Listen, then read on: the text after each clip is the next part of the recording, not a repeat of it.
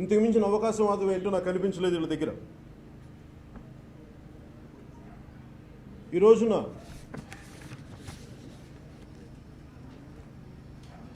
Janasena party నేను ముఖ్యంగా గత 3 సంవత్సరాలు అయిపోయింది అన్ని పార్టీలు, అది అటు బీజేపీ అధికారంలోకి వచ్చి కేంద్రంలో, ఇటు ఆంధ్రప్రదేశ్లో తెలుగుదేశం పార్టీ అధికారంలోకి వచ్చి దాదాపు ఈ 3 సంవత్సరాల కాలంలో నేను ప్రభుత్వాలని ఇబ్బంది పెట్టే ప్రశ్నలు కానీ ఎందుకు, దానికి కారణం ఏంటంటే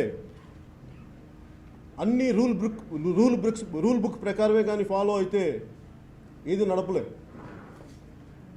అప్పుడు cash for note for vote ఇష్యూలో కూడా నేను మాట్లాడకపోవడానికి కారణం అది ఒక తెలుగుదేశం పార్టీ చేసి ఉంటే, అంతకుముందు ఎవరు లేకుండా తెలుగుదేశం పార్టీ ఒకటి చేసి ఉంటే ఖచ్చితంగా చాలా బలంగా నిలదీసేవాడిని. అన్ని పార్టీలు హార్స్ ట్రేడింగ్ చేస్తాయి, అందుకని వాటిని దృష్టిలో పెట్టుకొని నేను మన కంట్లో దూలం పెట్టుకొని ఎదుటోళ్ళ కంట్లో పెద్ద దూలం చూడటం ఎందుకని చెప్పి దాదాపు అన్ని పార్టీలు ఒకటే అని చెప్పి నేను ఇదే వేదిక మీద నేను మాట్లాడాను. అలా ప్రతిదీ నేను ఎందుకు అలా కొద్దిగా వెనకేసుకు రావడం అంటారో దాన్ని మీరు ఏదైనా అనుకోండి. దానికి నా ఉద్దేశం ఏంటంటే ప్రతిదానికి గొడవ పెట్టుకుంటే ప్రజలకి ఆల్రెడీ విడిపోయిన రాష్ట్రాలు మనవి, వీటిని ప్రతిసారి ప్రభుత్వాలను ఇబ్బంది పెడితే ప్రజలకి నష్టం జరుగుద్ది, కానీ పనులు ముందుకు సాగవన్న ఉద్దేశంతో నేను కొంచెం చూసి ఇచ్చున్నట్టుగానే మాట్లాడాను.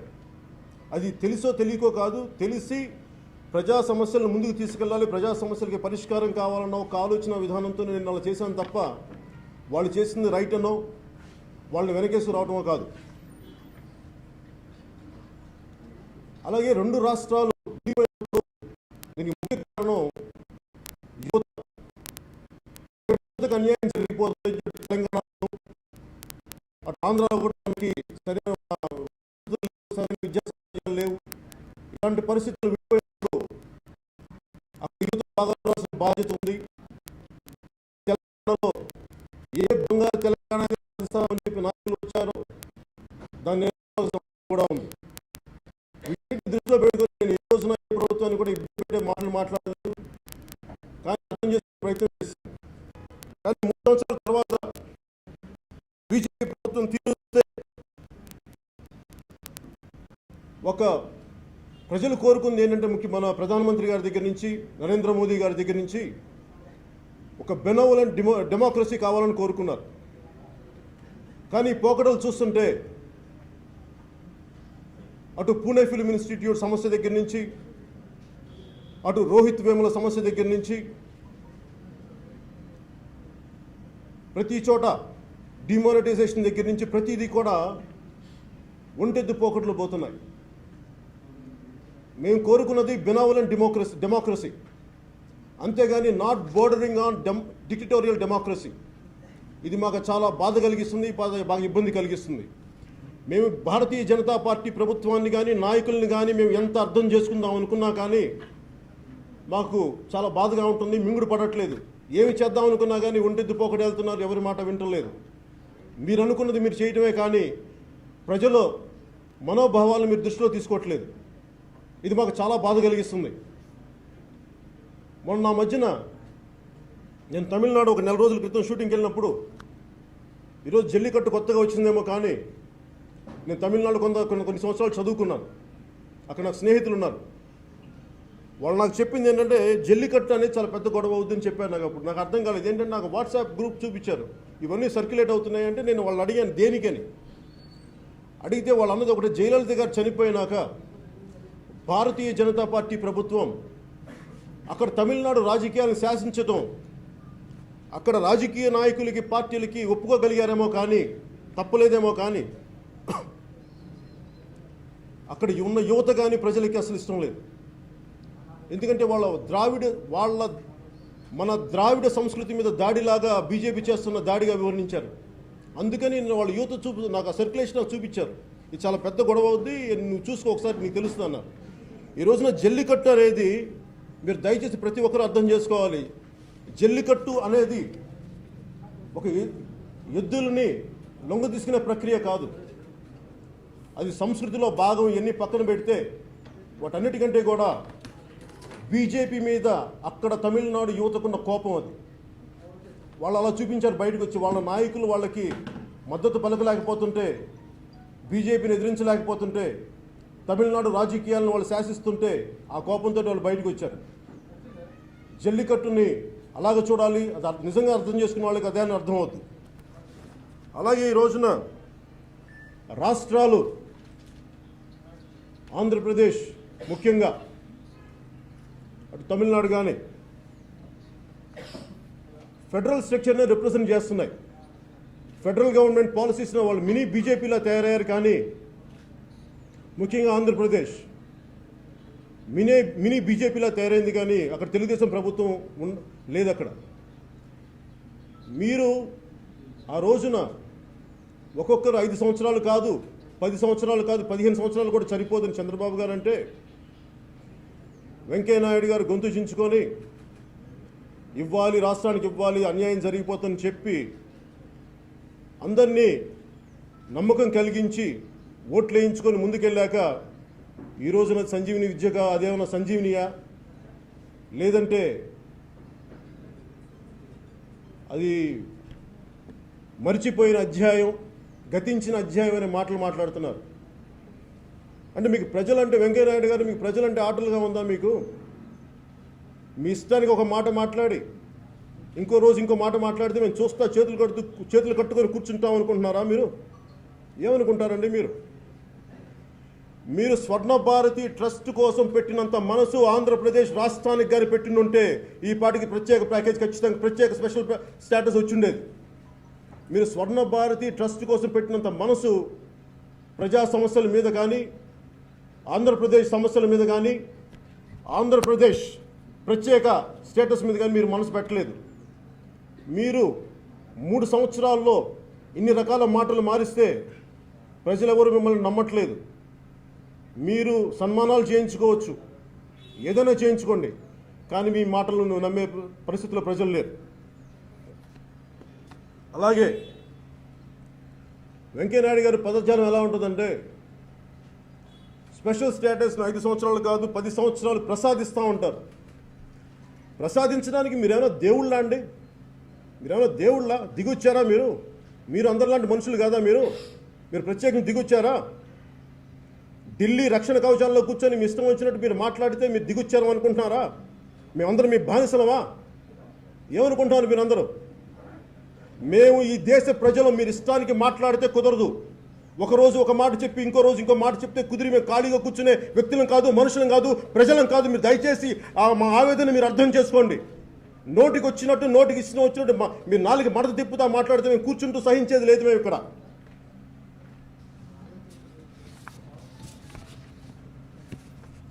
మీరు రామ మందిరం అనే ఒక గుడి గురించి మీరు తీసుకోగలిగారు, కానీ 4 కోట్ల మంది ప్రజల సమస్యలను మీరు ముందుకు తీసుకెళ్ళలేకపోయారు. ఎందుకంటే ఇది మీకు ఓట్లు తెస్తో లేదో నాకు తెలియదు, మీకు అది రాదని మీకు నమ్మకం వచ్చిందేమో, మరి అందుకని మీరు ముందుకు తీసుకెళ్ళట్లేదేమో. అలాగే ముఖ్యమంత్రి గారికి సంబంధించి, ముఖ్యమంత్రి గారు చంద్రబాబు నాయుడు గారు, వారికి ముఖ్యంగా సపోర్ట్ చేయడానికి కారణం వారి అడ్మినిస్ట్రేటివ్ ఎక్స్పీరియన్స్, వారి పరిపాలనా అనుభవం. నేను 2014 ఎన్నికల్లో చెప్పాను, వారి పరిపాలనా అనుభవం ఆంధ్రప్రదేశ్కి కావాలి అని చెప్పి. కేవలం పరిపాలనా అనుభవం ఒకటే దృష్టిలో పెట్టుకొని ఆయన ఆంధ్రప్రదేశ్ ప్రత్యేక స్టేటస్ గురించి ముందుకు తీసుకెళ్ళకపోవటం, అది నైతికంగా ఆయన చేస్తున్న తప్పు. అది మీరు సరిదిద్దుకోవాలి. ఎందుకంటే మీరు మాట ఇచ్చారు. మీరు అంటున్నారు ఈ రోజున స్పెషల్ స్టేటస్ కాకుండా స్పెషల్ ప్యాకేజ్ వల్ల కాకుండా స్పెషల్ స్టేటస్ వల్ల కొత్తగా వచ్చే సమస్యలు ఏమేమి బెనిఫిట్స్ అని అడుగుతున్నారు. మీరే డిమానిటైజేషన్కి నేనే మద్దతు పలికాను అన్న ముఖ్యమంత్రి గారు, అలాగే నేనే చెప్పానని చెప్పిన తర్వాత మళ్ళీ నేను ఇది చాలా ఇబ్బందిగా ఉందన్నారు, చాలా గొప్పదన్నారు. మీరే 5 రకాల మాటలు మార్చారు. మీకే ఇన్ని సమస్యలు ఉన్నప్పుడు, మీకు ఇంత అనుభవం ఉన్న మీకే ఇన్ని రకాలుగా మీరు మాట మారుస్తున్నప్పుడు, మరి దాని మీద మీరు మాట మార్చట్లేదని నేను ఎందుకు అనుకోకూడదు చెప్పండి. మీరు ఎక్కడ ఎందుకు కాంప్రమైజ్ అయ్యారో నాకు చెప్పండి. ఏ బేసిస్లో మిమ్మల్ని ఇబ్బంది పెట్టారో, మిమ్మల్ని ఎవరిని కాంప్రమైజ్ అవ్వమని చెప్పారో నాకు ఆ కారణాలు చెప్పండి. ఇది నాకు కాదు, మీరు ప్రజలకి చెప్పాల్సిన అవసరం. ఎందుకంటే మిమ్మల్ని నమ్మి ఓటేసి ఈరోజు మిమ్మల్ని అధికారంలో కూర్చోబెట్టారు. దయచేసి దీన్ని మీరు చేయనప్పుడు మీరు Lee Kuan Yew, Singapore ex premier, late ex premier లాంటి ఆయన ఆధ్వర్యంలో నిర్మించిన సింగపూర్ లాంటి దేశాన్ని నేను నిర్మిస్తాను, రాజధాని నిర్మిస్తానని చెప్పి ఈ రోజున మీరు ఎలాంటి వ్యక్తులను పక్కన పెట్టుకున్నారు? సుజనా చౌదరి గారు లాంటి వ్యక్తుల్ని. నాకు వీరందరూ వ్యక్తిగతంగా నాకు అందరూ పరిచయం ఉంది. సుజనా చౌదరి గారు కానీ, రాయపాటి సాంబశివరావు గారిని, నాకు వాళ్ళందరి మీద గౌరవం ఉంది. వాళ్ళు ఎవరు నాకు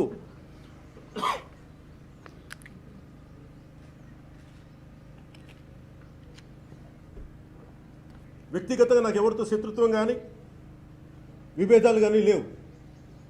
కానీ ప్రజా సమస్యలకి ప్రజల పక్షాన్ని నిలబడటానికి నేను సొంత కుటుంబంతో, సొంత అన్నయ్యతో కూడా నేను విభేదించి వచ్చిన వాడిని. అలాంటిది మీకున్న పరిచయమో, స్నేహమో, కలిసి ప్రయాణం చేసామో దాన్ని విభేదించి బయటికి రావడానికి నాకు పెద్ద ఇబ్బంది ఏం లేదు. దాని గురించి వెనక్కి కూడా ఆలోచించను. మీకు నాకు ఉన్నది ఒక కామన్ ఎజెండా, ప్రజలకి పనిచేయడం, కలిసి పనిచేయడం అనేది. అది జరగనప్పుడు నేను ఎందుకు మీ పక్షం ఉండాలి? ఒకసారి మీరు నాకు చెప్పాల్సిన అవసరం ఉంది. నాకు కాకపోయిన ప్రజలకు చెప్పాల్సిన అవసరం ఉంది. సుజనా చౌదరి గారు మాట్లాడతారు, జల్లికట్టు స్ఫూర్తిగా తీసుకొని మీరు కోళ్ల పందాలు, పందుల పందాలు ఆడుకోమని చెప్పి. ఇదేనండి మీరు మాట్లాడే మాటలు? ఇన్ని కోట్ల మంది మనోభావాలు మీరు కించపరుస్తున్నట్టు కాదా? మరి మీరు ఏ స్ఫూర్తి తీసుకొని మరి బ్యాంకులకి మీరు రుణాలు ఎగ్గొట్టారో చెప్పండి. మీకు ఎవరు స్ఫూర్తి దానికి? ఆ మాట నేను మాట్లాడితే మీకు ఎలా ఉంటుంది? నాకు ఎంతో కాలం సుజనా చౌదరి గారి ఫైల్ ఇచ్చారు మాట్లాడమని. నాకు అర్థం కాలేదు. దాంట్లో నిజాలు నాకేంటో తెలియదు.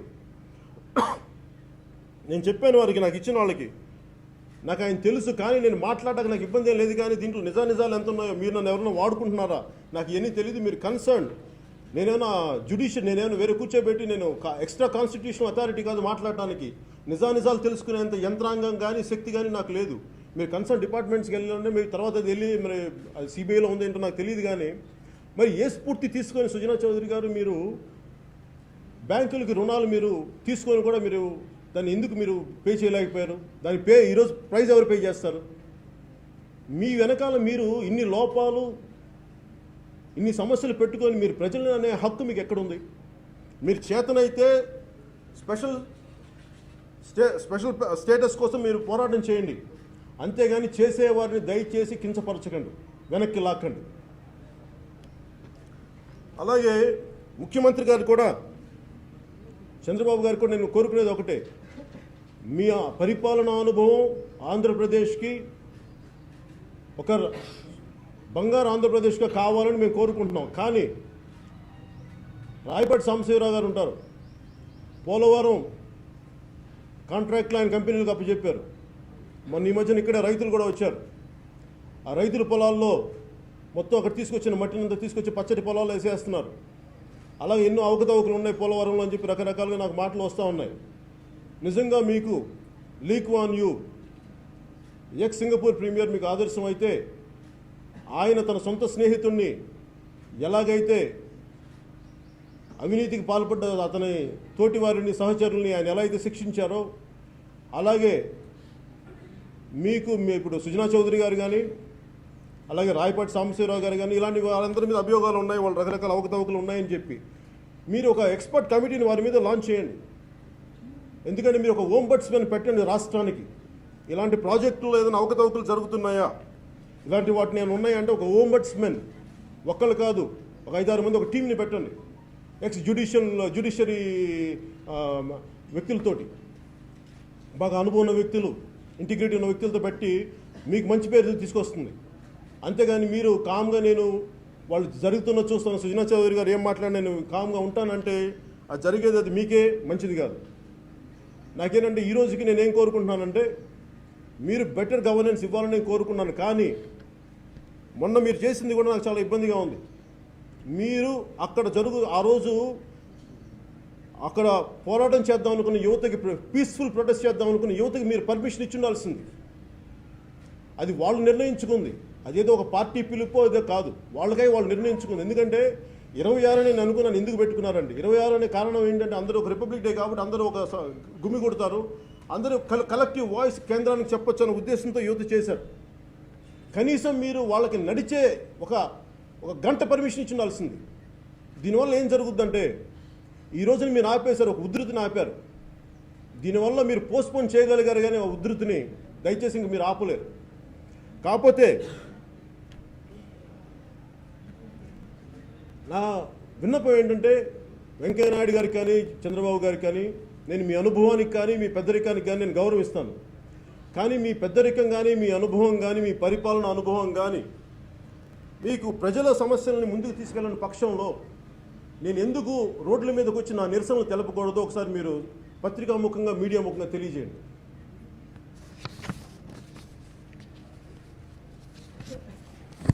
అలాగే కేంద్ర ప్రభుత్వాన్ని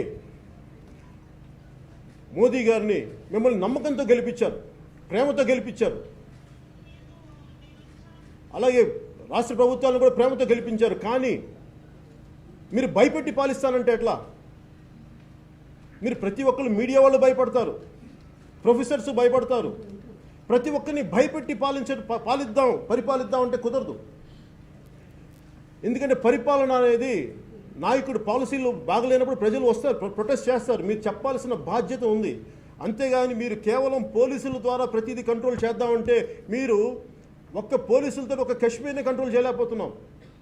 దేశం ప్రపంచంలో సమస్య అయింది.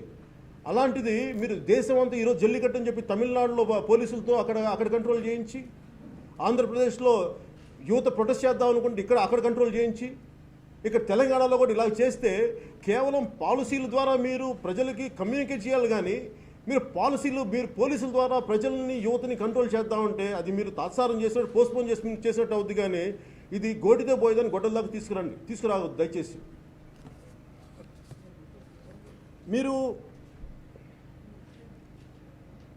మేము ఏమైనా చేస్తాం, మేము అధికారంలో ఉన్నాం అని మీరు మాట్లాడితే నేను కేంద్ర ప్రభుత్వానికి కానీ మిగతా నాయకులందరికీ ఒకటే చెప్తాం, ప్రజల తరపున మేము కూడా ఉంటే ఉంటాం, పోతే పోతాం అన్న స్థాయికి మేము వస్తాం.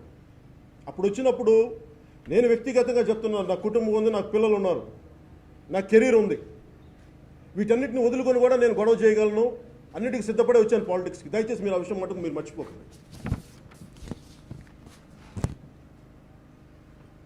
అసలు ముందు ఆంధ్రప్రదేశ్ స్పెషల్ కేటగిరీ స్టేటస్ ఇస్తారా ఇవ్వరా అనే దానికంటే కూడా మీరు ఎన్ని మాటలు మార్చారు. మీరు ఒకరోజు ఇస్తామన్నారు, 5 సంవత్సరాలు కాదు 10 సంవత్సరాలు అన్నారు, 15 సంవత్సరాలు అన్నారు, లేదు స్పెషల్ ప్యాకేజ్ అన్నారు. స్పెషల్ ప్యాకేజ్ని ఎందుకు నమ్మట్లేదు చెప్తాను. చంద్రబాబు నాయుడు గారు ఆంధ్రప్రదేశ్ని విడగొట్టినప్పుడు 12 గంటలు విడగొట్టారు, అది చూసాం. అలాగే ప్రజలకు ఉపయోగపడే స్పెషల్ కేటగిరీ స్టేటస్ ఇవ్వలేనప్పుడు స్పెషల్ ప్యాకేజీ దానికి పేరు మార్చాం, కానీ దాదాపు అదే అన్నారు. మరి అర్ధరాత్రి పూట ఇవ్వాల్సిన అవసరం ఏముందండి? నిజంగా అది ప్రజలకే మీకు అది సరైనది అయితే మీరు అర్ధరాత్రి పూట అంత హడావిడిగా ఇవ్వాల్సిన అవసరం ఏముంది? మీలో ఏవో తప్పులు ఉన్నాయి. నేను మొన్న అనంతపూర్ సభలో కూడా స్పెషల్ కేటగిరీ వాళ్ళు ఇచ్చిన స్పెషల్ ప్యాకేజ్ ఎందుకు సరైనది కాదు అని చెప్పానంటే, నేను ఢిల్లీ వెళ్ళాను. ఢిల్లీలో ఫైనాన్స్ కమిషన్లో చేసిన మెంబర్స్తో కలిశాను, సెక్రటరీస్తో కలిశాను. ఒక 5 మంది ఎక్స్పర్ట్స్తో నేను ఒపీనియన్ తీసుకున్నాను. వాళ్ళు ఏం చెప్పారంటే, మొత్తం రాష్ట్రానికి రావాల్సిన వాటానే వీళ్ళు పేరు మార్చి ఇచ్చారు అని చెప్పి చాలా డీటెయిల్గా ఇస్తే నేను అవే సమస్యలు నేను ఉదహరించాను వాళ్ళు చెప్పిందే. అలాగే పోలవరం అది ఒక ఇంటిగ్రేటెడ్ ప్రాజెక్ట్. అది అటు నీటి అవసరాలకి, అటు వ్యవసాయ అవసరాలకి, అలాగే పారిశ్రామిక అవసరాలకి. కానీ వాళ్ళు ఇచ్చిన ప్రాజెక్ట్ ప్రకారం కేవలం ఇరిగేషన్కే తప్ప మిగతా వాటికి కాదు. దాని గురించి నేను అనంతపూర్లో మాట్లాడిన ఈ రోజుకి దాని మీద సమాధానం లేదు రాష్ట్ర ప్రభుత్వం నుంచి. అలాగే వెనుకబాటు 5 జిల్లాలను వెనుకబాటు జిల్లాలుగా గుర్తించామన్నారు. మరి గుర్తించి పంపించారా కేంద్రానికి? మరి ఎప్పుడు ప్రారంభిస్తారు?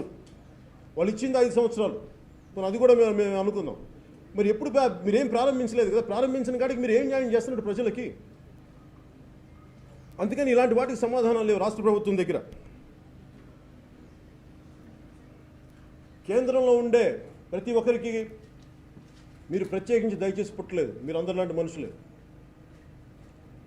మీరు రక్షణ వలయాల్లో కూర్చొని మీరు శాసించండి, బాధ్యతలు తీసుకున్నారు, మేము వాటిని గౌరవిస్తాం. కానీ అది మీ వ్యక్తిగత ప్రతిష్టలకో లబ్ధికో మీరు ఇష్టం వచ్చినట్టుగా మా మీద రుద్దాలనుకుంటే మటుకు, ముఖ్యంగా దక్షిణాది రాష్ట్రాల నుంచి మీకు చాలా పెద్ద ఎత్తున నిరసనలు వస్తాయి. దయచేసి వాటిని మీరు మర్చిపోకండి. మీకు ప్రజలు బానిసల్లా కనిపిస్తున్నారేమో.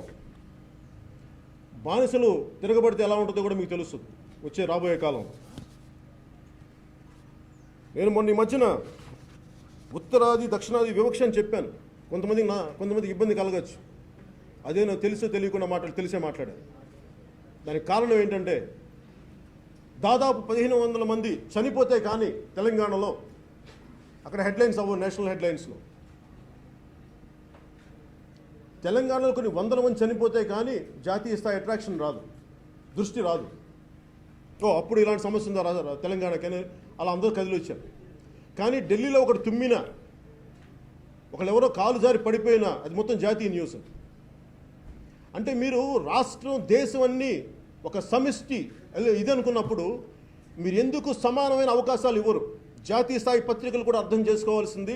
దక్షిణాదికి కూడా మీరు దయచేసి ఇంపార్టెన్స్ ఇవ్వండి. అంతేగాని కూర్చోబెట్టి ఎంతసేపు ఉత్తరాది తాలూకు న్యూస్నే మాకు రుద్దితే దక్షిణాది తాలూకు మీరు చెప్పరా? మీరు హిందీ మేము గౌరవిస్తాం, దక్షిణాది భాషను కూడా మీరు గౌరవించండి, మేము కోరుకుంటున్నాం. అది కేవలం ఓట్లకే దక్షిణాది వారా? మిగతా వాటికి కాదా? ఆత్మగౌరవం లేదా మాకు? రోడ్ల మీదకి రావాలా మేము? దయచేసి మీరు అర్థం చేసుకోండి. దీని కారణం కూడా మీరు ఒక రాష్ట్రాన్ని విడగొట్టినప్పుడు, దక్షిణాది రాష్ట్రాన్ని విడగొట్టినప్పుడు తేలిగ్గా 12 గంటల్లో విడగొట్టగలిగిన మీకు యూపీ కానీ విదర్భ కానీ 4 రాష్ట్రాలుగా విదర్భని మహారాష్ట్ర నుంచి విడగొట్టాలని, ఉత్తరప్రదేశ్ 4 రాష్ట్రాలుగా విడగొట్టాలని ఎప్పటి నుంచో ఉంది. దానికి ఈ రోజున మీకు 100% మీకు 300 పైన మెజారిటీ ఉంది. మీకు మొత్తం మెజారిటీ ఉంది. ఈ రోజున మీరు ఏ పాలసీ అనుకుంటే ఆ పాలసీ మీరు చేయగలుగుతారు, ఏ బిల్ అంటే ఆ బిల్ పాస్ చేయగలుగుతున్నారు.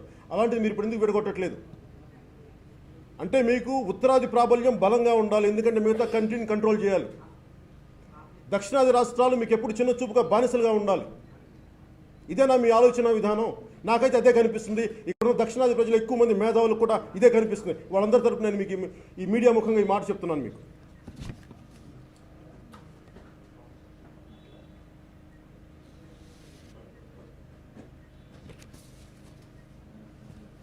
రెండు జాతీయ పార్టీలు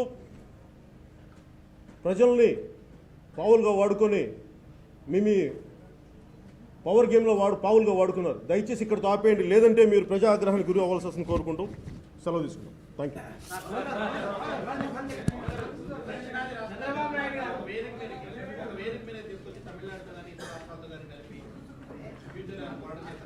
దక్షిణాది రాష్ట్రాలు అన్న దానికి కారణం ఏంటంటే నేను I'm very clear about what I'm saying. We love our motherland, we bow to our motherland, we respect our motherland. But if you keep on degrading the Dravidian culture, definitely we'll raise our voice against North Indian elite leadership. I'm not going back on my words. Unless you understand the agony and pain of South, we'll make you understand. Chandrababu Naidu గారు మీకు చాలా భయపడుతున్నట్టుంది. ఎందుకంటే మీరు ఆడ బలమైన నాయకులు ఎదుగుతున్నందుకు భయమా, లేకపోతే కనుక నిన్న మీడియా కూడా మాట్లాడి మిమ్మల్ని టార్గెట్ తీసుకునే? లేదు సార్, నా ఉద్దేశం ఏంటంటే భయపడి కాదండి. ఇది ఎవరు భయపెట్టగలరు ప్రజాస్వామ్యంలో?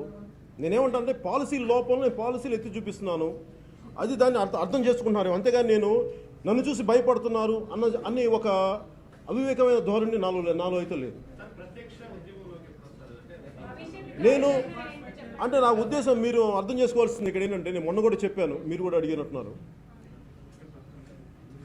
జనసేన పార్టీని నేను ఎందుకు ఆలోచించి మెల్లిమెల్లిగా అడిగేస్తున్నాను. నేను ముందే చెప్పాను, 2014 అప్పుడు చెప్పాను. నేను 25 సంవత్సరాలు నా జీవితాన్ని సంవత్సరాలని నేను ప్రజా శ్రేయస్సు కోసం పనిచేయడానికి వచ్చాను. అంతేగాని ఇది అధికారంలో ఉంటుందా లేదంటే ప్రజా సమస్యను ముందుకు తీసుకెళ్ళడానికి పార్టీ పెట్టాను. అలాగే కాకపోతే ప్రాక్టికల్గా నేను చూడాలి. ఎందుకంటే మనం ఐడియలిస్టిక్ పాలిటిక్స్ మాట్లాడాలంటే నాకు ఇష్టం. నేను ఐడియలిస్టిక్ నాకు పర్సనల్గా నేను వ్యక్తిగతంగా ఉండగలను, ఎలా ఉండగలను.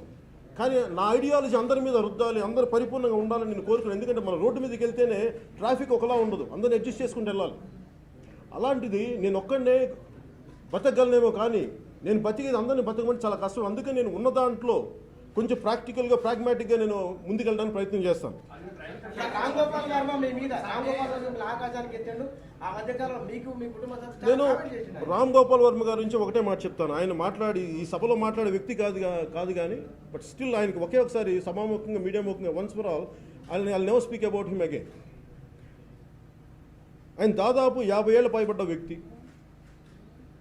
ఆ మధ్యనే పెళ్లి చేసిన కూతురు. పైగా పెళ్ళి అయిన కూతుర్ని పెట్టుకొని పోర్నోగ్రఫీ ఫిల్మ్స్ని నేను కలెక్ట్ చేసుకుంటానని చెప్పి వ్యక్తి మాటలేని దానికి ఏం గౌరవం, ఏం మాట్లాడమంటారు ఆయన మాట్లాడి ఒక రోజు నన్ను ఎత్తచ్చు, ఒక రోజు నన్ను తగ్గించవచ్చు. వీళ్ళందరికీ నేను సమాధానం చెప్పుకునే స్థితిలో నేను లేను. జనసేన దక్షిణాది రాష్ట్రాల పార్టీ వెళ్తుందా? జనసేన దక్షిణాది రాష్ట్రాలు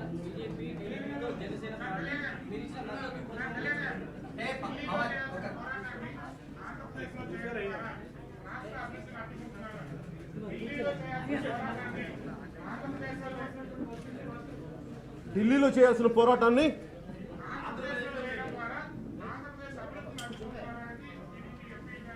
ఎట్లా అభివృద్ధిని అడ్డుకుంటున్నాం అండి? నేను నిజంగా ఆంధ్రప్రదేశ్ అభివృద్ధిని అడ్డుకోవాలని నేను ఉండేవాడిని కదా. అది యూత్ పిల్ నేను మాట్లాడాలని ఇందాక మీరు అడుగుతున్నారు జనసేన ఏం చేస్తుంది అనేది. ఎందుకంటే నేను ఇంత భావజాలం ఇంత ఆలోచన విధానంతో మాట్లాడుతున్నప్పుడు నాతో నిలబడటానికి చాలా మందికి ఇబ్బందిగా ఉంటుంది. దాన్ని నేను ఎందుకంటే కొత్త తరం నాయకుల కోసమే చూస్తున్నాను కానీ ఆల్రెడీ ఎస్టాబ్లిష్ లీడర్షిప్లో చాలా భయాలు ఉంటాయి, చాలా ఇబ్బందులు ఉంటాయి. That's a problem.